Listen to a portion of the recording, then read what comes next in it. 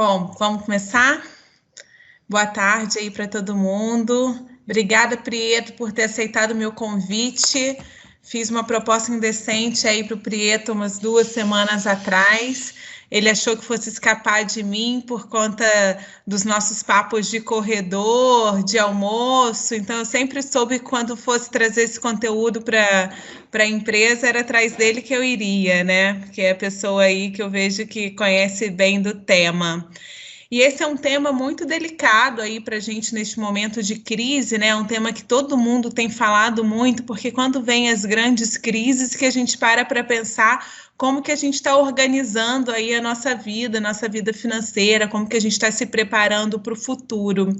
Então, num bate-papo desses, eu pedi para o Prieto trocar uma ideia com a gente, com toda a empresa, para a gente pensar assim, como que a gente equilibra esse tema, como que a gente introduz essa questão da educação financeira aí nas nossas vidas, né? Então, Prieto, obrigada mais uma vez aí pelo seu tempo, pela dedicação, e eu vou deixar a palavra aí com você. Pessoal, quero deixar à vontade, quem quiser interromper ao longo do bate-papo, vamos fazer o seguinte, eu vou passar meu WhatsApp aqui no bate-papo da live, e aí vocês mandam as perguntas para mim, porque aí fica mais fácil de organizar as perguntas, tá bom? Vou passar aqui no chat. Vai, Prieto, pode começar. Obrigado, Aline. Todos me ouvem bem? Você me ouve bem, Aline? Legal, bacana. Gente, boa tarde. Obrigado aí pela dedicação, pelo tempo de vocês. Espero encontrar todo mundo bem, todo mundo com saúde em casa, nesse momento difícil. Fazer algumas ressalvas. Eu também estou em casa. Então, se vocês ouvirem um choro ou um latido, é o Felipe ou o Joca tentando se comunicar. Tá? Geralmente a gente entende eles rápido, então a gente atende rapidinho e acaba rápido também o barulho. Para aqueles que não me conhecem, eu sou Flávio Prieto, eu estou nessa feira, vai fazer 6 anos agora.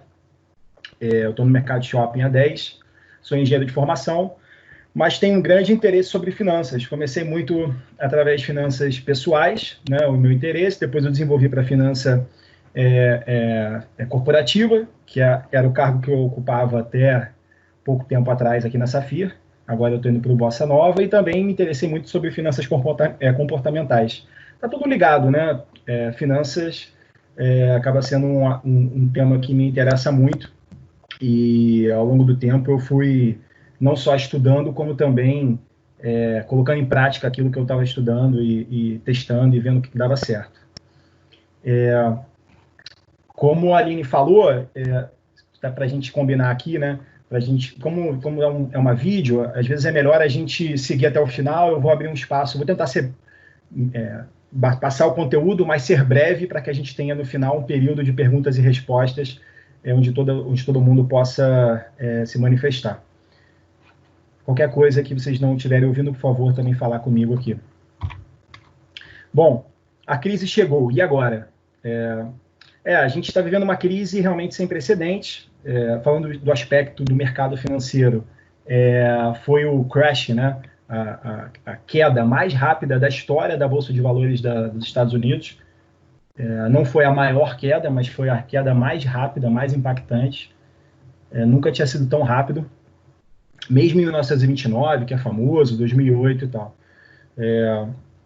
Por um outro lado, né, o mercado já tem se recuperado de uma certa forma, só que o mercado ele não necessariamente reflete a mesma coisa que está acontecendo na economia real, né? Então ele sempre antecipa um pouco o que está acontecendo na economia real. O que eu tenho para dizer para vocês é o seguinte: a crise, ela passa, tá? Tem 2 verdades aqui que a gente tem que ter na cabeça sempre. Que a crise, ela existe, ela passa. E ela vai, não essa, mas uma outra crise vai aparecer em algum momento no futuro. Então, agora, se puder botar, Robson, se puder colocar no mudo, valeu, obrigado. Então, uma coisa que a gente pode ter certeza aqui é que a crise, ela passa, é difícil a gente enxergar isso nesse momento, mas a segunda lição é a seguinte: em algum momento vai ter uma outra crise. Então, eu imagino que alguns aqui estejam preparados, né, do ponto de vista psicológico, principalmente no nosso aspecto aqui, que é o ponto de vista financeiro. Quem entrou agora, se puder colocar no mudo. Obrigado.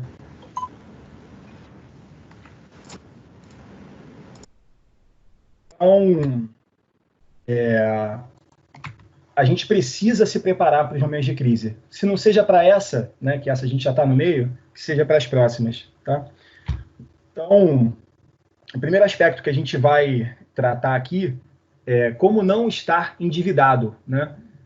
Se você está endividado, a gente vai falar algumas coisas aqui para frente tentando te ajudar. Se você não está endividado, parabéns. Né? Mas não estar endividado não necessariamente prepara a gente para enfrentar uma crise. Né? A gente precisa ter recursos financeiros mínimos para a gente utilizar nos momentos de adversidade. E que fique claro, né, o momento de adversidade, ele pode ser uma crise financeira, uma crise sanitária, como a gente está vivendo, mas ele pode ser também uma crise na família, uma crise pessoal, uma crise de saúde. Então, é importante que a gente tenha recursos financeiros para os momentos de dificuldade da vida, porque a gente não sabe quando, mas em algum momento a gente vai passar por algum tipo de dificuldade. Né? Então, como é que a gente se livra das dívidas? Né? Bom, antes de eu falar sobre isso, eu gostaria de fazer uma provocação aqui para vocês. Né? Quando você recebe o seu salário, né, que é a maneira como a gente é remunerado, é a nossa, se não única, a principal fonte de renda que a gente tem na nossa vida. Quando a gente recebe o nosso salário, né, quem que você paga primeiro? Essa é uma pergunta fundamental. E essa pergunta vai definir o seu futuro financeiro de uma maneira muito clara mesmo. Né? Então, resumindo essa história que está escrita aqui, é o seguinte: se você não se paga primeiro, você não está preparando o seu futuro. E provavelmente você não está preparado para a crise. Né? Então, a maioria das pessoas, elas costumam pagar primeiro o aluguel, né? A compra no cartão de crédito, a parcela do carro, do seguro. Então, só depois que ela termina de pagar todas as contas, ela vê se sobrou alguma coisa.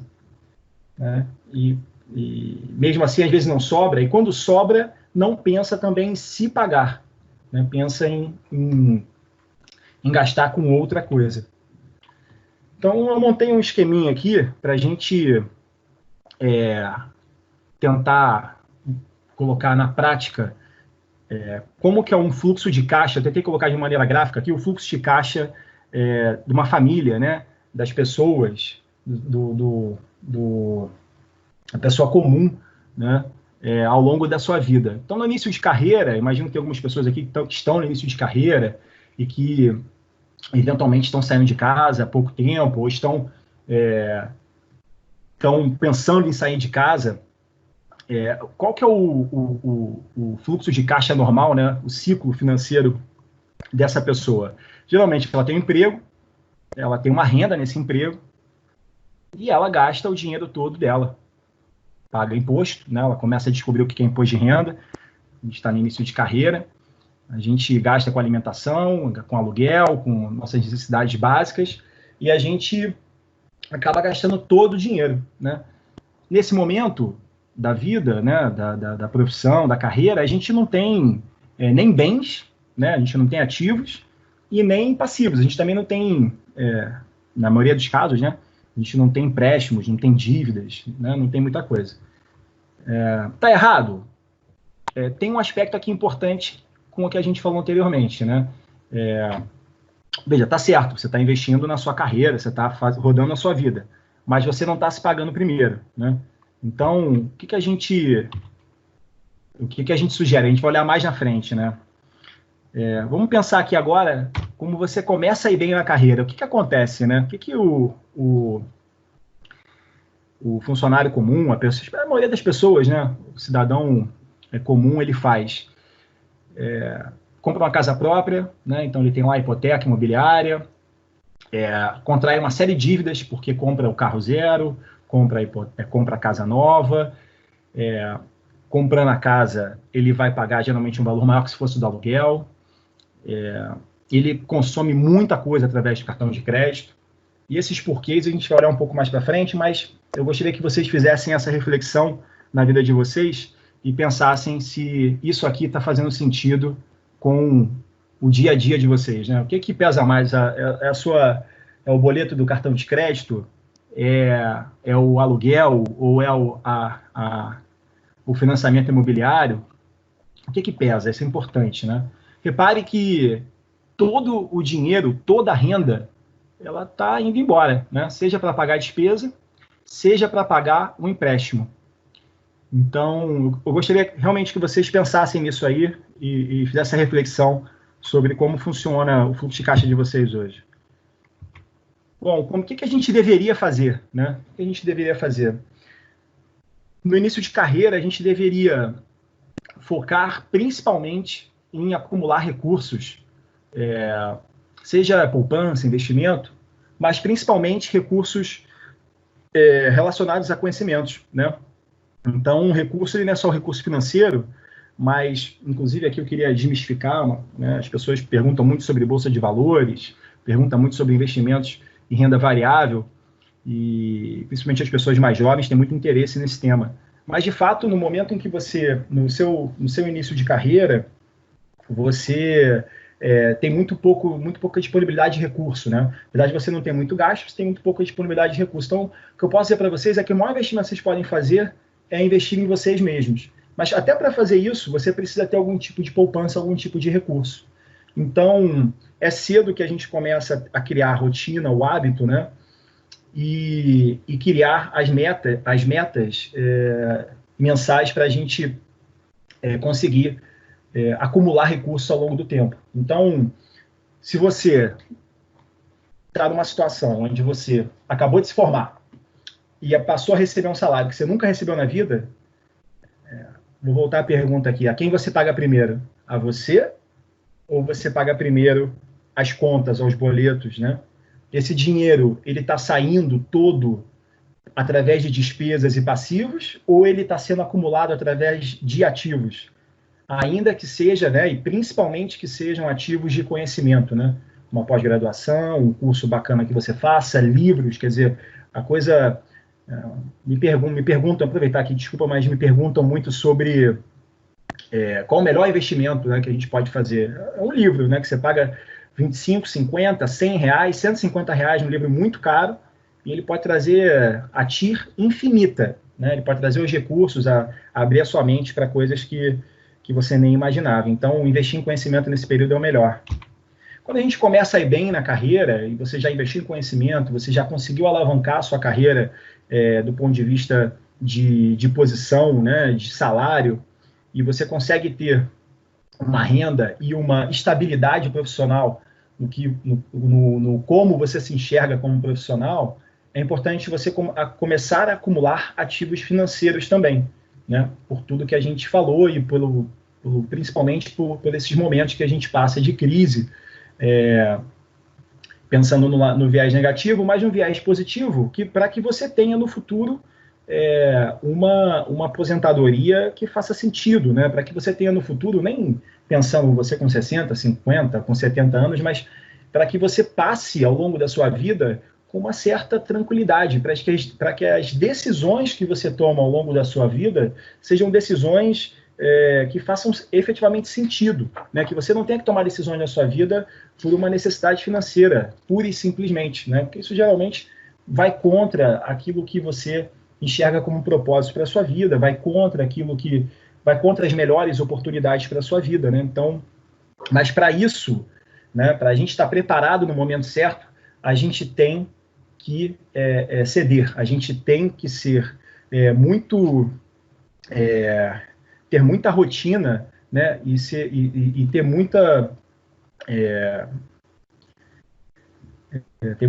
força de vontade para conseguir conquistar os nossos objetivos no futuro, né?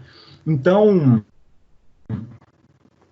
qual que é o ponto aqui? Repare que a acumulação de recursos através de ativos é a melhor maneira da gente acumular riqueza, né? Acumular riqueza não é ser milionário, não é ser multimilionário. Acumular riqueza é acumular bens, ativos financeiros, para que a gente tenha um mínimo de tranquilidade, como eu falei antes, né? Então, como eu escrevi aqui, os ativos te ajudam a ter uma segurança financeira, né? E, eventualmente, um complemento de renda, né? Ativos que possam render alguma coisa ao longo do ano, né? Um CDB, você pode ter um fundo de investimento imobiliário, por exemplo, da HSI, o HSI Malls, que gera dividendos todos os meses. Você pode adquirir ativos imóveis, né? Ativos imóveis e alugar, isso gerar uma renda complementar para você. Mas sempre lembrando que o foco é no longo prazo, né?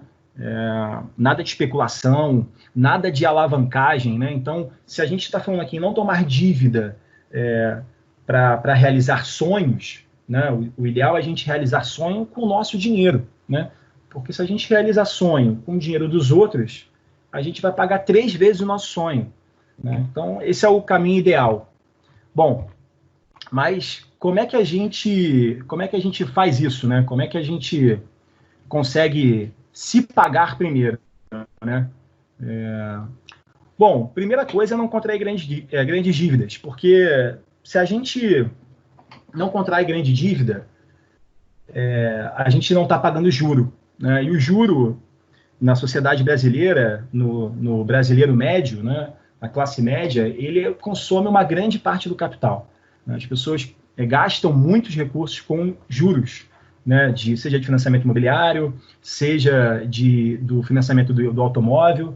E aí você pode me questionar, poxa, Flávio, bacana isso tudo que você está falando, mas como é que eu vou comprar meu carro se não for financiado? Como é que eu vou comprar minha casa se não for financiada, né?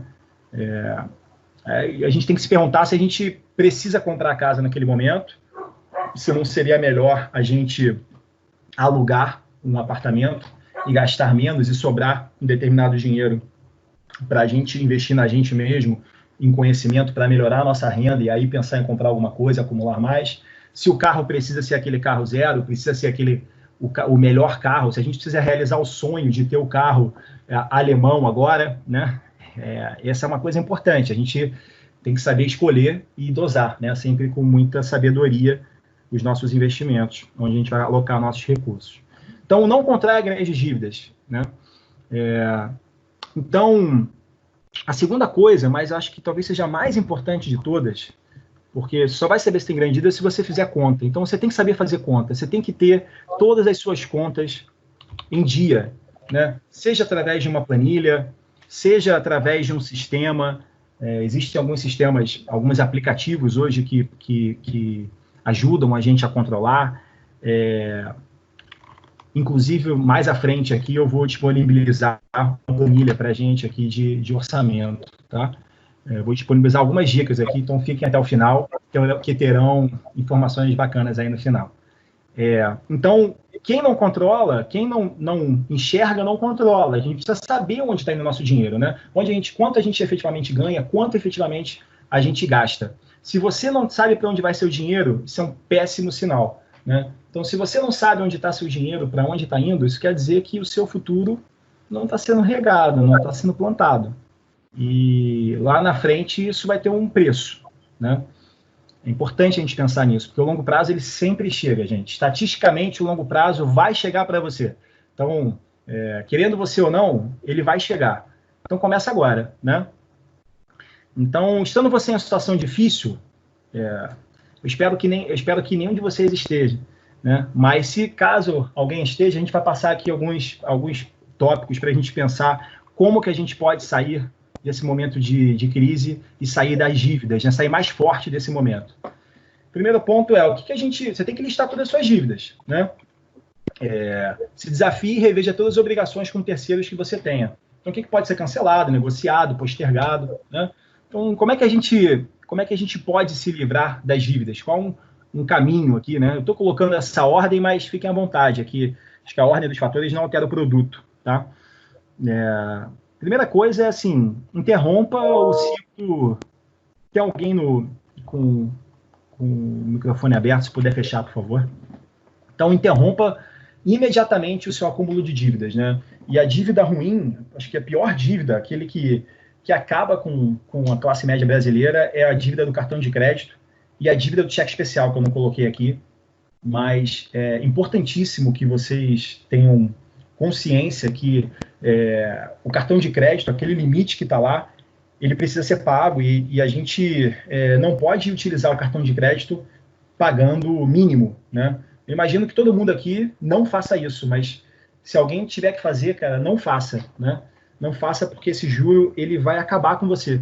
Ele vai consumir os seus recursos financeiros de uma maneira que você vai ficar num círculo vicioso de dívidas e você não vai conseguir sair. Então, interrompa imediatamente. Se você estiver gastando compulsivamente, cancele o seu cartão. Considere quebrar o seu cartão, cancelar o seu cartão. Tá? Você precisa interromper, porque se você não interromper esse fluxo, você não vai conseguir se livrar das dívidas. Faça uma lista, como eu falei anteriormente, e aqui eu detalhei um pouco mais, porque às vezes a gente esquece de algumas, né? Mas é o cartão de crédito, é o financiamento imobiliário, é a prestação do carro, da moto, é o empréstimo pessoal, o CDC, seja vinculado a salário ou no Banco Pan, que a gente vai lá e tira, cartão de rede varejista, empréstimos com parentes, isso é fundamental também, a gente não ter dívida com família, isso gera muito transtorno entre famílias, né? Principais motivos de discussão, cheque especial. Essa, sim, eu imagino que essa seja a etapa mais difícil, porque é o momento onde a gente enxerga a realidade. Então, quando a gente está num processo de endividamento, onde a gente se vê numa situação muito difícil, o que acontece é que a gente procrastina, porque a gente evita enxergar a realidade. Não se eximem disso, sabe? Não se eximam disso. Faça esse levantamento, vai ser importante para você. Identificar o tamanho do problema é fundamental para resolver. Se a gente não souber o tamanho, a gente não consegue resolver. Uma vez identificada a sua lista de dívidas, liste da maior para a menor, a maior dívida para a menor dívida. Se você tiver um financiamento imobiliário, provavelmente ela vai ser a maior, mas não necessariamente ela vai ser a sua pior dívida, porque provavelmente ela tem um menor juro, né? Então, é importante você listar da maior para a menor, mas principalmente você identificar quem são os seus vilões do orçamento, né? Quais são aquelas dívidas que têm as parcelas com maior taxa de juro? Então, algumas pessoas não sabem fazer a conta. Mais à frente, eu disponibilizei um link para que vocês consigam calcular a taxa de juro embutida do financiamento que vocês têm. Então, é importante vocês listarem qual é aquela dívida que ela é vilã oculta. Ela consome através do juro, mas você não está enxergando. Então, identificar pela quantidade de dinheiro que você está devendo é importante, mas principalmente também identificar qual a dívida que você paga mais juro. O próximo passo é bem difícil para muitas pessoas, que uma vez você realizando tudo que está passando, né? Entendendo a dificuldade que você está passando, será que tem algum bem ou serviço que eu possa me desfazer para reduzir os meus gastos? É fundamental. Eu imagino que todo mundo tenha, né?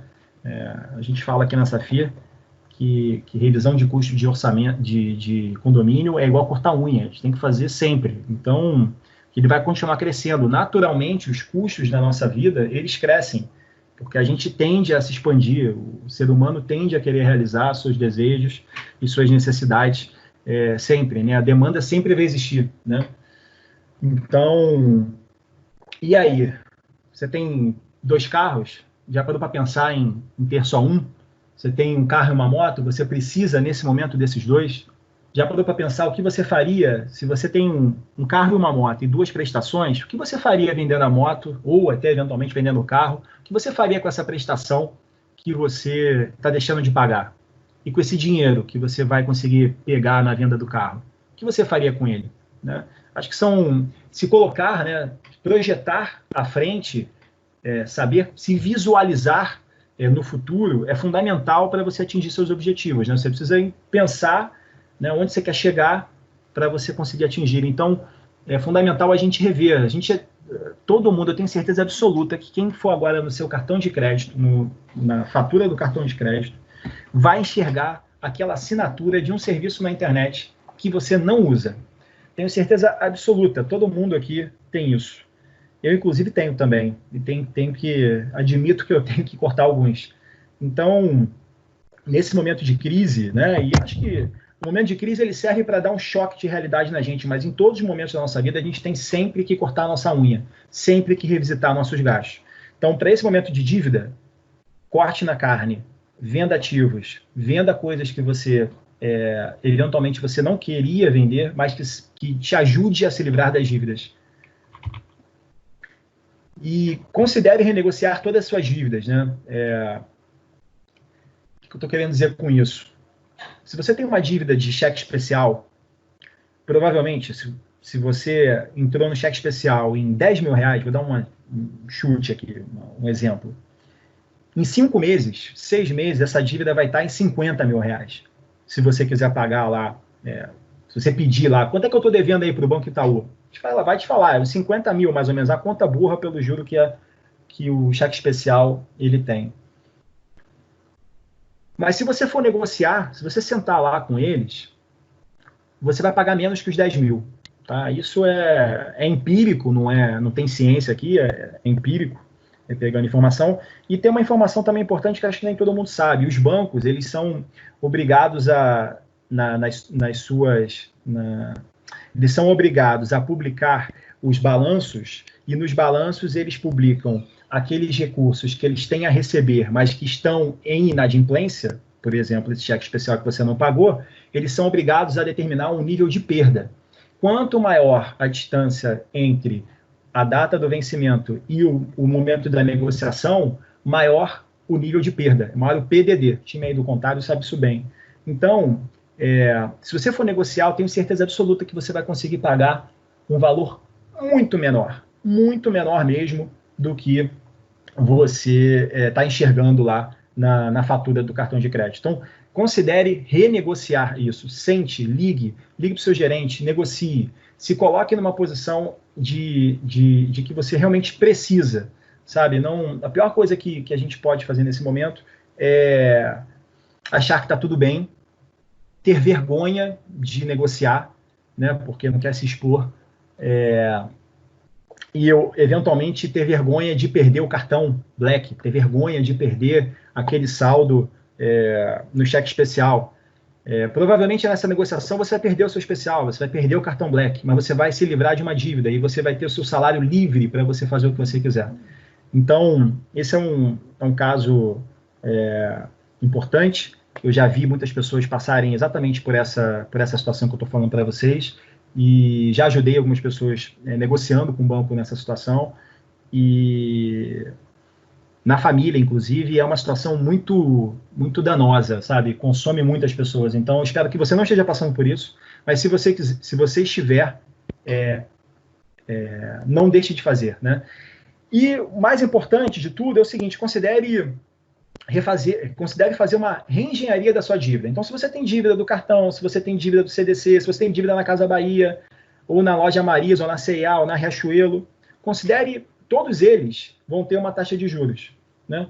Se você tiver uma taxa de juros muito grande nessas dívidas todas, considere pegar uma dívida com uma menor taxa de juros, paga todos esses aqui e alonga a sua dívida com uma taxa de juros menor, né? Ou seja, se você tem uma dívida, se você tem várias dívidas que somam 10 mil reais e uma taxa de juros média de 20% ao ano, se você conseguir pegar 20 mil reais em algum outro lugar com 10% ao ano, alongando esse pagamento, melhor para você. Então, considere isso também. Achar alguma instituição financeira que te forneça um empréstimo a uma taxa menor do que você tem hoje, para que você pague todo o restante. Não tem segredo, tem muito trabalho, né? Então, o segredo, na verdade, se é que a gente pode chamar assim, é a consistência e a rotina, né? Nada mais do que o hábito de seguir o seu plano. Você precisa ter um plano consistente para sair dessa. Tá? Eu vou avançar mais na frente, se vocês tiverem dúvida, por favor, não deixem de fazer. Bom, estou imaginando que nesse momento a gente já negociou, a gente já levantou as nossas dívidas, a gente já identificou quem são os vilões, a gente já negociou essas dívidas, e a gente já passou alguns meses, 3, 6 meses, e a gente está começando a enxergar a luz no final do túnel e está começando a sobrar salário no mês, né? De não faltar mês no salário, como geralmente acontece. E aí, as pessoas, muita gente tem essa dificuldade, né, de ver o dinheiro e achar que tem que gastar. né? Então, assim, o que eu vou fazer com o dinheiro que sobrou? E é muito legal esse momento, quando a gente tem essa tranquilidade, a gente consegue enxergar que está sobrando alguma coisa, para a gente pensar para frente e pensar, pô, quais são meus sonhos, né? O que eu gostaria de fazer no futuro? Quais são os desejos, meus sonhos que eu gostaria de realizar? Aquela viagem bacana, ou aquele carro bacana que eu gostaria de conquistar em algum momento, aquela casa própria que eu sempre sonhei. Como é que eu me organizo para, no futuro, eu conseguir adquirir aquele curso bacana fora do país que eu gostaria de fazer, aquele intercâmbio? Como é que a gente se organiza para isso, né? Bom, primeiro a gente tem que ter na cabeça que você não tem que gastar todo o dinheiro, né? Essa é uma...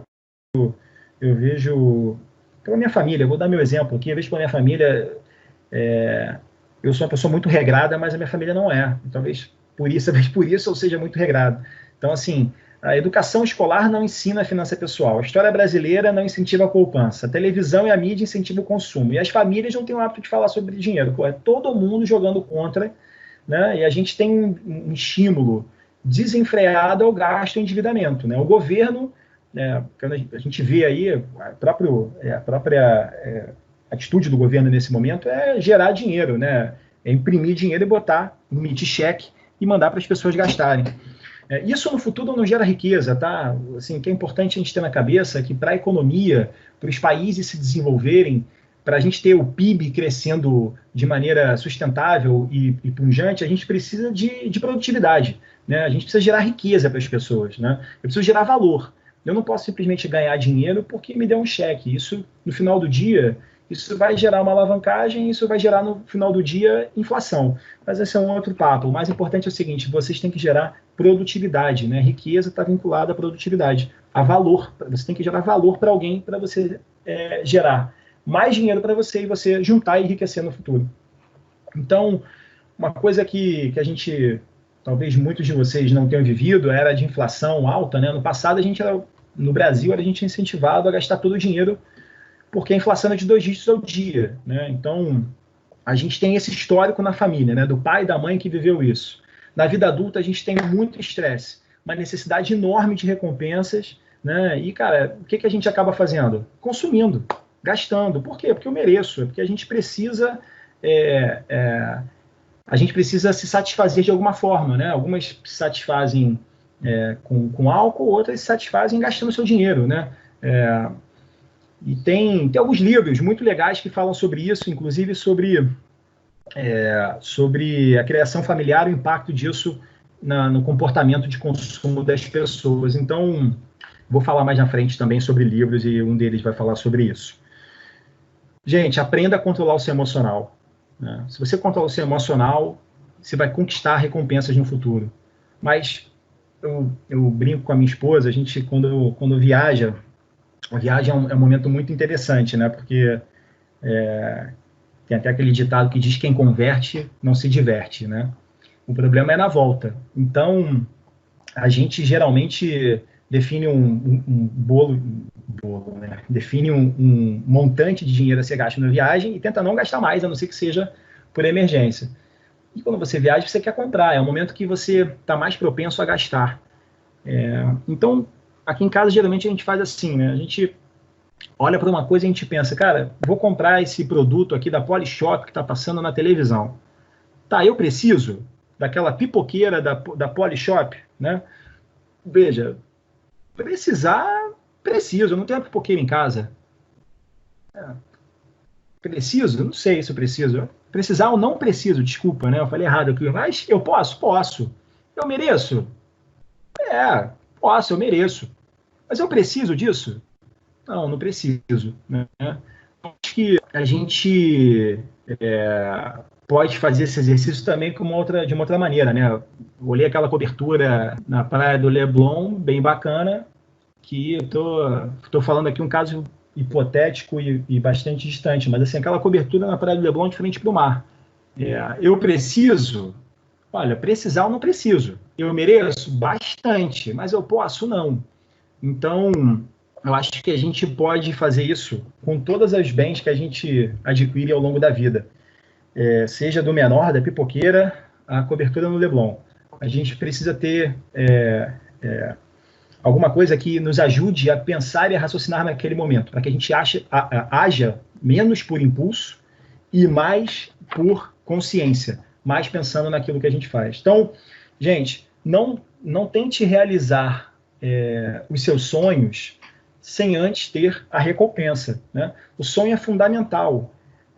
O sonho, ele é a peça motora da nossa vida. Se a gente não sonha, a gente fica estagnado, mas a gente precisa sonhar, né? Pensar, mas a gente precisa se esforçar, né? Dedicar ação àquilo e, principalmente, criar uma rotina no caso aqui, de acúmulo, e de acúmulo de riqueza, de acúmulo de ativos e de redução de gastos, para que no futuro a gente tenha uma recompensa, tá? Bom, vamos falar aqui, então, de um momento onde vamos imaginar que a gente já passou por isso tudo. Flávio, bacana, botei minha meta, consegui elencar minhas dívidas, botei minha meta, passou 6 meses, está conseguindo sobrar agora 20%, 30% do meu salário todo mês. Poxa, muito bacana, parabéns para você. Então, Flávio, eu sou muito regrado, e eu consigo acumular hoje 50% do meu salário. Pô, bacana para você, cara, que bom, você está numa situação bacana. Mas e aí, o que você está fazendo com esse dinheiro, né? Eu estou pegando esse dinheiro e estou colocando todo na bolsa de valores, né? Estou colocando tudo em opção, no maior risco aqui, porque o momento é agora. Gente, calma, né? Esse é um momento importante também. A gente aqui não vai falar de investimentos, a ideia não é essa, mas eu quero trazer para vocês aqui uma matriz de risco-retorno e demonstrar para vocês o seguinte: o mais importante, antes de você pensar em qualquer investimento, é você pensar em ter uma reserva de emergência. É você pensar em ter um volume de dinheiro suficiente para que você tenha um mínimo de tranquilidade caso algo aconteça. Esse dinheiro não é dinheiro para risco. Esse dinheiro não é dinheiro para você alavancar em outras coisas. Esse dinheiro não é para você colocar em renda variável. Enfim, converso muito com pessoas mais novas que estão começando a ter um volume de dinheiro e elas me perguntam sobre isso, né? E aí, vou botar na bolsa, você acha que é o momento agora? Cara, o momento de botar na bolsa é o seguinte: primeiro, que é o momento onde você já tenha passado por tudo isso que a gente falou aqui. Segundo, que é o momento onde você já tenha conseguido levantar uma quantidade de recursos suficiente para te dar uma tranquilidade caso você precise desse recurso em algum momento. Então, vamos lá. Como é que a gente identifica a meta Flávio, qual é a minha meta qual é a meta para reserva de emergência? Bom, como é que eu comecei? Eu saí de casa muito cedo, com 20 anos, e eu pagava o meu aluguel, minha comida, pagava tudo, já trabalhava. Minha meta era ter 3 meses de aluguel garantidos. Consegui esses 3 meses? 6 meses de aluguel garantido. Conseguiu 6 meses? São 6 meses agora de contas, né, de gastos fixos garantidos. Então, chega aqui no ponto. Você tem que identificar quais são os seus gastos fixos. Flávio, eu não tenho a menor ideia e não tenho a menor ideia de como fazer isso. Mais à frente eu vou trazer para vocês aqui uma planilha para ajudar vocês com isso, tá? Então, primeira coisa, quais são os seus gastos fixos? Bom, meu gasto fixo é o aluguel, meu gasto fixo é comida, eu tenho que comer, meu gasto fixo é um mínimo de recurso lá de transporte, meu gasto fixo é com saúde e, eventualmente, meu gasto fixo é com educação. Eu estou falando de uma pessoa solteira, uma pessoa, um pai de família, uma mãe de família. Eu tenho meu gasto fixo, que é o aluguel, é a escola do meu filho, algumas contas que eu tenho aqui para pagar, enfim, de recursos dentro da minha casa, e isso aqui é meu gasto fixo. Legal. Quais são os seus gastos variáveis por mês, né? Bom, meus gastos variáveis é a minha ida ao restaurante, eventualmente um gasto que eu acumule aqui para pagar a viagem que eu quero fazer no final do ano, algum gasto que eu tenha que efetivamente varie, tá? Bom, eu preciso acumular um recurso suficiente para que eu tenha a soma desses dois, o gastos fixos mais o gasto variável, por uma determinada quantidade de tempo. O mínimo, gente, o mínimo que eu recomendo a vocês é de 6 meses de gasto. Por quê? Nesse momento de crise que a gente está vivendo agora, infelizmente, a gente vê algumas coisas sendo ventiladas pelo governo e aí afora, né, sobre mudanças na regra da vinculação de trabalho, mudanças na regra de direito privado. Então, se você, por acaso, tem um imóvel, né, se você tem um imóvel e você aluga esse imóvel porque você recebeu de herança dos seus pais ou porque você adquiriu esse imóvel e, eventualmente, você tem um imóvel no Rio, você foi morar em São Paulo e você está alugando esse imóvel no Rio, o governo está ventilando coisas que a gente nunca imaginou, né? Está ventilando a possibilidade de não ser devido, de ser parcelado esse aluguel que te ajuda, complementa a sua renda. Então, se você considera aquela receita do imóvel como uma reserva de emergência, você vai passar por dificuldade. Então, é importante você ter, no mínimo, 6 meses de gasto. No mínimo. Guardados guardados em um investimento que seja risco zero. Aqui eu queria trazer também para vocês um outro ponto importantíssimo, que muitas pessoas me perguntam. Cuidado com os fundos de renda fixa, cuidado com qualquer investimento no Tesouro Selic. Nem todo investimento no Tesouro Selic, não, no Tesouro Direto, desculpa. Nem todo investimento no Tesouro Direto, ele tem a garantia do principal, ou seja, você não tem perda, né? Dependendo do investimento que você fizer no Tesouro Direto, você pode ter perda do principal, sim, né? Principalmente se você não levar até o final do vencimento lá, que geralmente são de 10, são muitos anos. Reserva de emergência você precisa ter hoje, agora. Então, muito cuidado com isso. Uma outra coisa que eu queria falar para vocês também é muito cuidado com aquele fundo que você tem no seu banco, que tem no final escrito CP, que quer dizer crédito privado.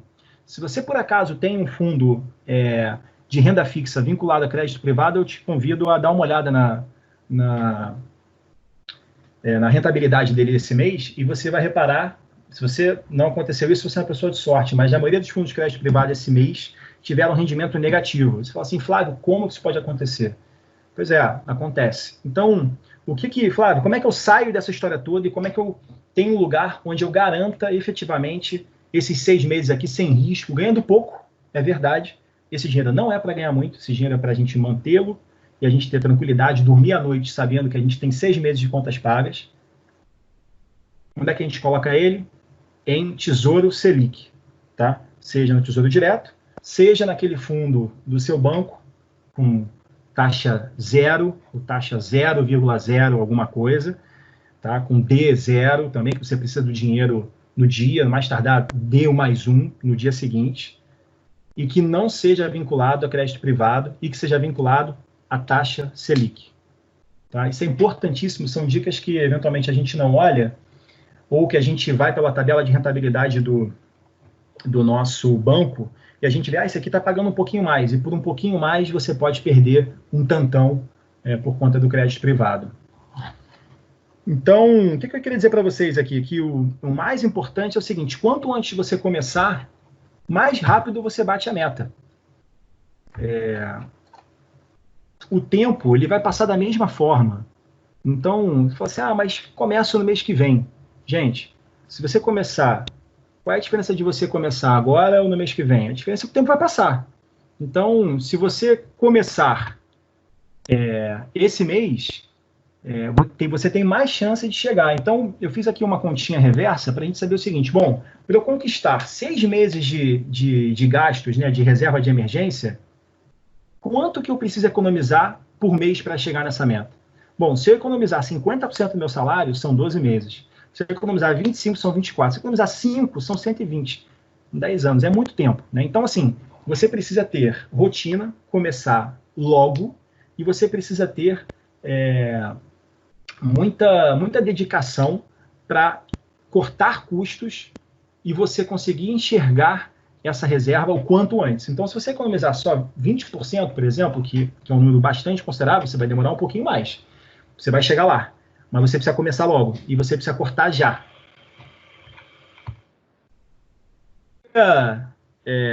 Entrar aqui em alguns aspectos, o próximo já é sobre perguntas e respostas, mas antes da gente entrar na perguntas e respostas, eu queria mostrar para vocês aqui alguns links e que eu tenho certeza que podem ajudar vocês. Primeiro é que, eu não sei se todos vocês estão sabendo, mas para quem tem financiamento imobiliário, a gente está passando por um momento agora muito diferente, eu nunca tinha visto isso, não relacionado a isso, essa negociação de dívidas, onde os bancos estão proporcionando negociações no seu crédito imobiliário.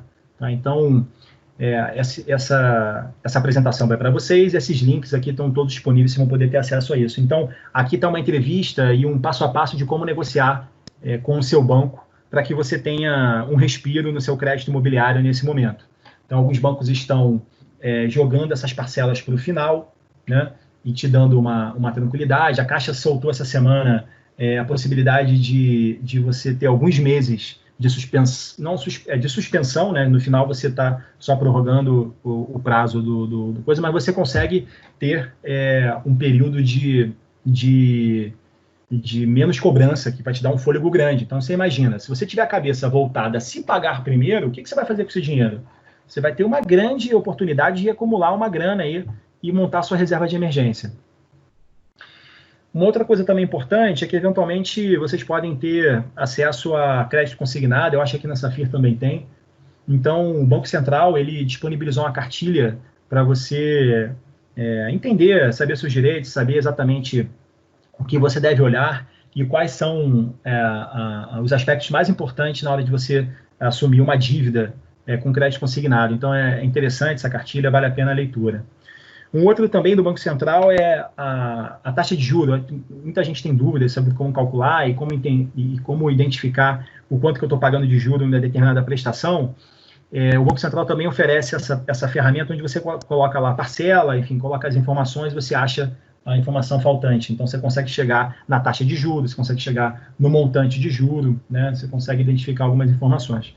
E, por último, não menos importante, estou disponibilizando para vocês também uma planilha de orçamento mensal, que foi disponibilizada pela DMF Bovespa, que é a B3, onde você consegue enxergar exatamente todas essas definições que eu falei para vocês, dos gastos fixos, dos gastos variáveis, do percentual de investimento e por aí vai. Tá? A gente pode abrir mais na frente aqui. Por último, por penúltimo, alguns livros indicados, aquelas informações de fluxo de caixa eu tirei do Pai Rico, Pai Pobre. Aliás, 2 livros que mudaram a minha vida. Eu tinha 19, 18 anos, que quando eu li foram Pai Rico, Pai Pobre, do Kiyosaki. Imagino que alguns de vocês já tenham lido, ou pelo menos ouvido falar. Esse livro realmente mudou a minha vida, quando eu tinha 18 anos. E esse livro que não está mais não é mais o best-seller, mas já foi há 15 anos atrás, do Mauro Halford, do Investimentos, que ele é muito simples e ele é muito didático. Ele dá vários estudos de caso e ele é bem interessante para a gente se colocar na situação e ter começar a ter noção de investimento, fluxo de caixa e tal. Ele é um pouco mais prático do que o Pai Rico, Pai Pobre. O do Thiago Nigro, que todo mundo ouviu falar e tal, ele é um pouco da atualização do Mauro Halford, um livro também muito rápido de ler, muito fácil e também te dá uma noção, é interessante. E alguns livros aqui de mindset, principalmente, que te ensinam menos o aspecto prático do fluxo de caixa, de como se organizar, como fazer conta, mas mais de como você deve pensar e como você deve agir durante a vida, né, de algumas lições, mas são livros básicos aí para qualquer discussão sobre finanças pessoais, que é O Homem Mais Rico da Babilônia e Os Segredos da Mente Milionária. São livros muito interessantes.